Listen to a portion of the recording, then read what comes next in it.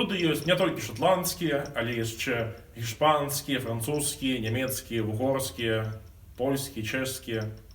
Вось гэта шведская сакпіпа, а гэта наша беларуская дуда.